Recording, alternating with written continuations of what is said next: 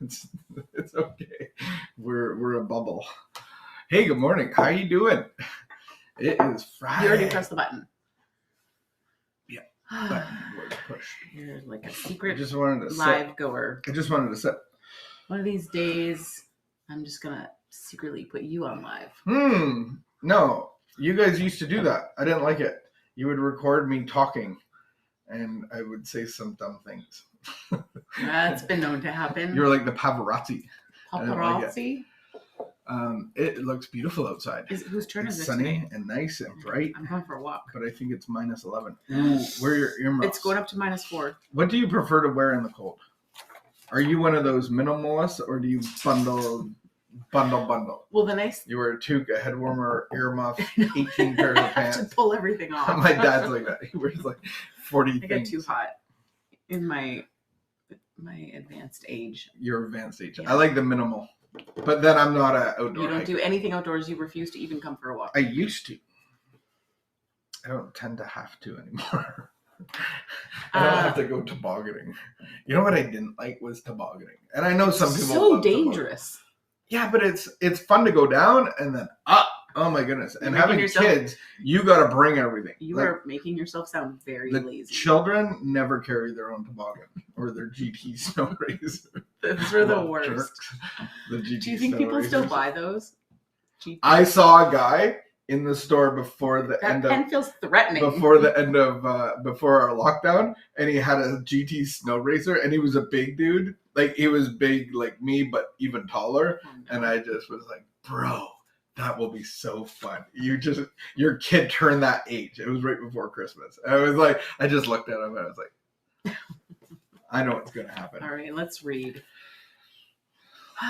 Let's read. Let's do it. Oh, vulnerability. Vulnerability. You know what I think when vulnerability is spoken the word? Brene Brown. Like, what do you think? She owns the word vulnerability.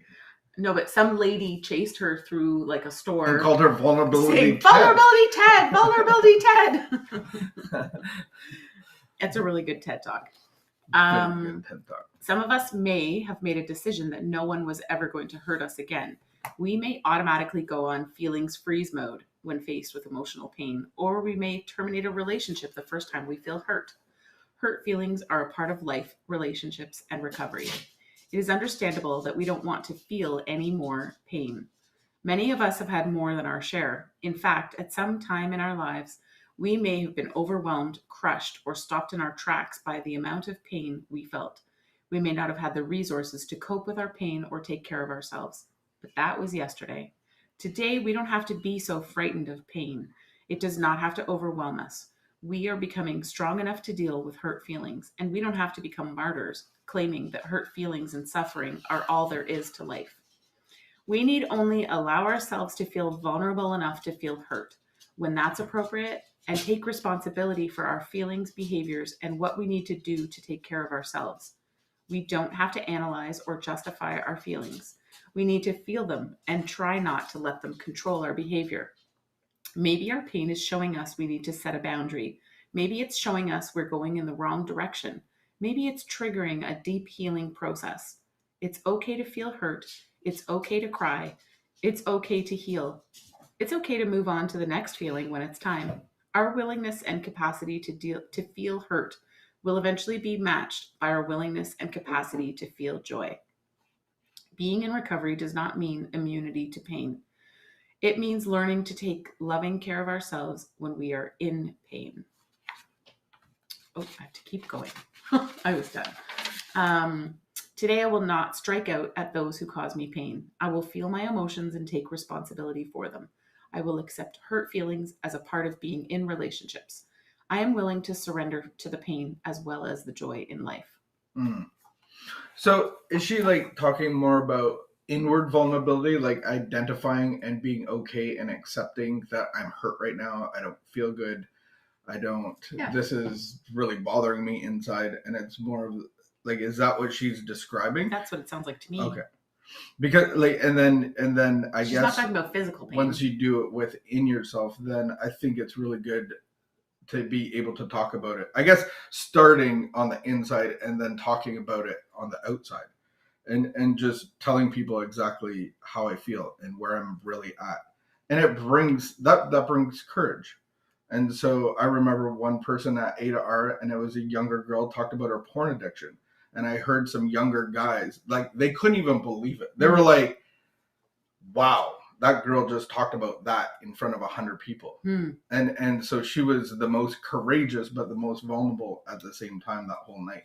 Right. I think when we're vulnerable, like when we talk about our weaknesses, but being vulnerable doesn't actually mean that you have to speak out loud or say something or talk.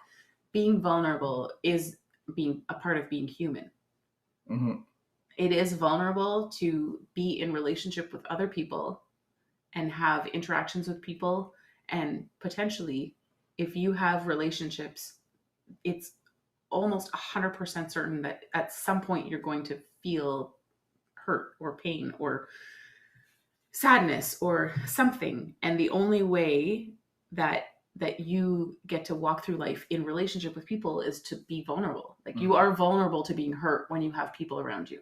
And so that vulnerability brings intimacy. Right. And the other option is to build walls, to be alone, to build walls, to not have people around you, to get, to react and to self-protect. And then you don't have people around you. Mm-hmm. Mm-hmm.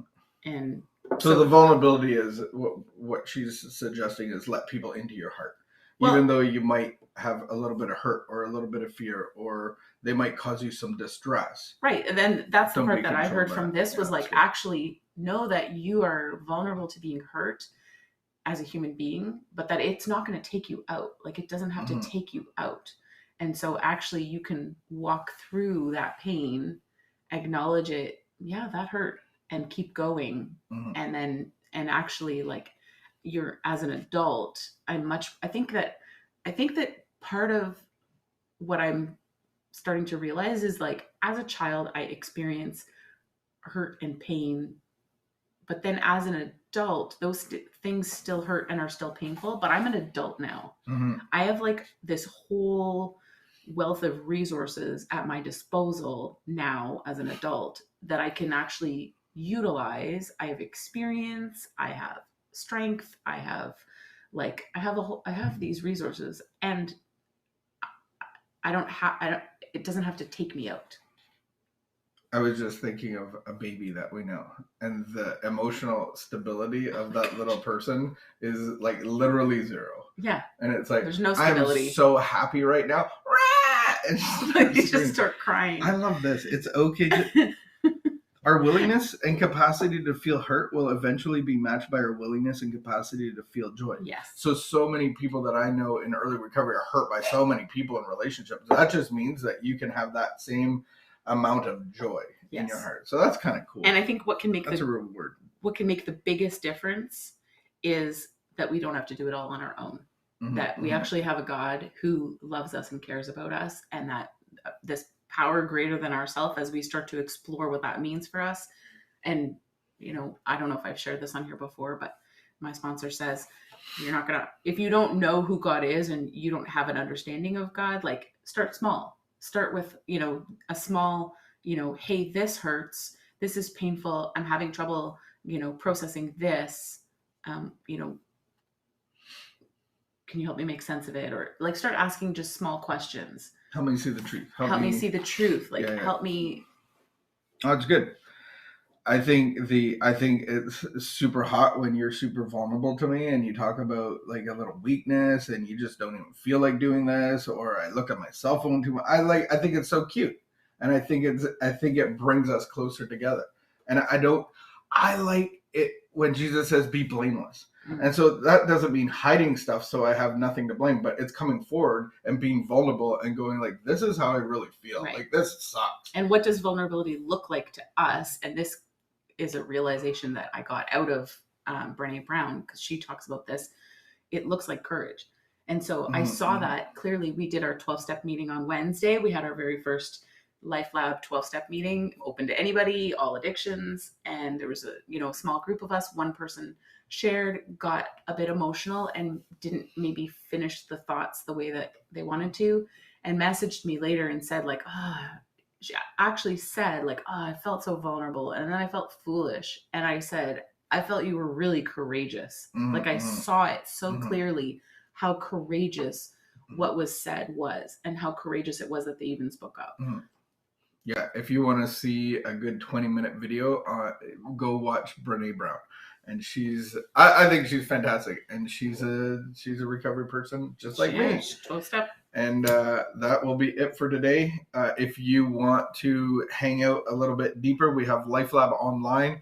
Join our group, join our Facebook group, all that stuff. Yay! Comment, share, like, and we will put you in a draw for clothing. Who doesn't like clothing? I think literally I've been wearing this sweater for the whole week. I gotta look back at the videos. I think you can get away with wearing a sweater a lot more than a t-shirt.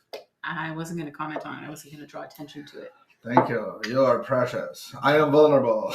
All right. Have a great afternoon. Wash your hands and don't go near people, I guess.